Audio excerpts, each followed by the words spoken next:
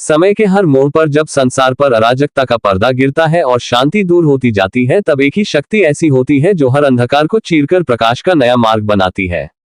वही शक्ति रूप महादेव हैं। वे न केवल विनाशक कहे जाते हैं बल्कि नव निर्माण के आधार भी हैं।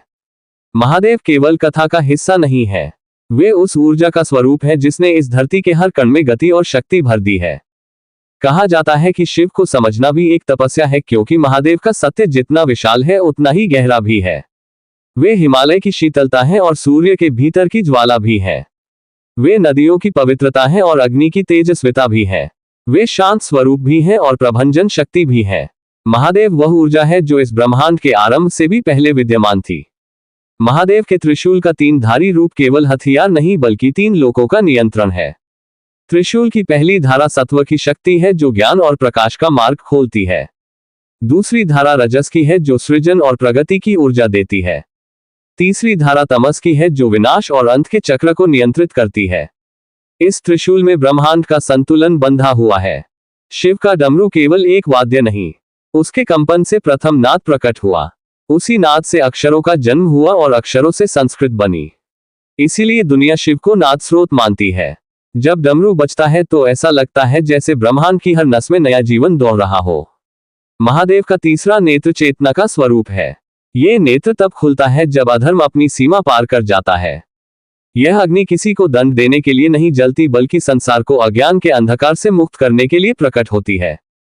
तीसरे नेत्र की ज्वाला पाप का अंत करती है और सत्य की ज्योति फैलाती है।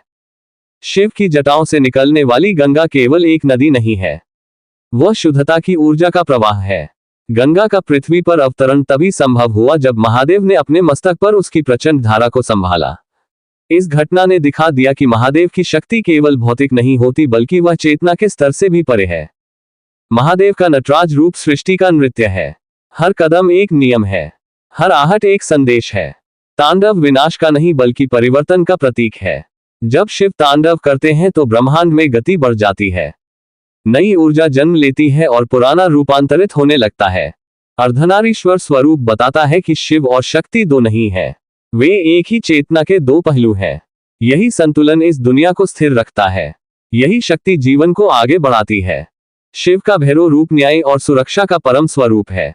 जब ब्रह्मांड में दुष्ट शक्तियों का प्रभाव बढ़ने लगता है तब भैरव रूप सक्रिय होता है और हर अधर्म का अंत सुनिश्चित करता है। अब बात करें महादेव की शक्तियों की। शिव के पास केवल देवत्व की शक्ति नहीं बल्कि योग, ध्यान, ऊर्जा, चेतना, प्रकाश और परिवर्तन की सर्वोच्च क्षमता है। वे पंचतत्वों को नियंत्रित करने में समर्थ हैं। उनका पंचमुखी रूप 5 दिशाओं की रक्षा करता है। उनका काल रूप समय को अपने अधीन रखता है। नाग उनके कंठ में इस बात का संकेत है कि काल भी शिव पर निर्भर है।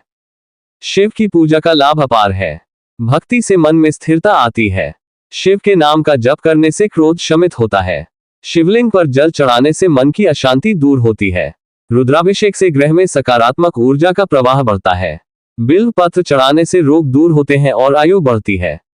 महादेव के महामृत्युंजय मंत्र का जप जीवन की रक्षा करने वाली ऊर्जा को जागृत करता है।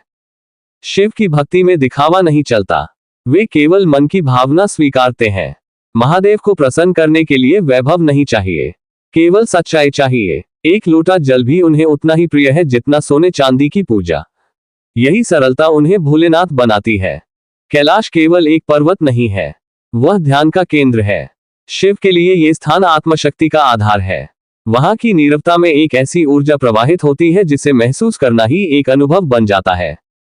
महादेव का सत्य इतना विशाल है कि इसे शब्दों की सीमा में बांधना असंभव है। शिव को केवल समझा नहीं जा सकता, शिव को महसूस किया जाता है, शिव को अनुभव किया जाता है। उनका सत्य अनंत है और उनकी कृपा अमूल्य है। इस कथा के अंत में इतना कहना ही पर्याप्त है कि जो भी मन से महादेव को पुकारता है उसे महादेव रिक्त नहीं लौटाते। शिव की महिमा में वह शक्ति है जो भाग्य को बदल सकती है, दुखों को मिटा सकती है और आत्मा को उसके असली स्वरूप से परिचित करा सकती है। अगर आपको महादेव के इस दिव्य सत्य और शक्ति की महाकथा पसंद आई हो तो कृपया इस वीडियो को लाइक करें और हमारे चैनल को सब्सक्राइब जरूर करें।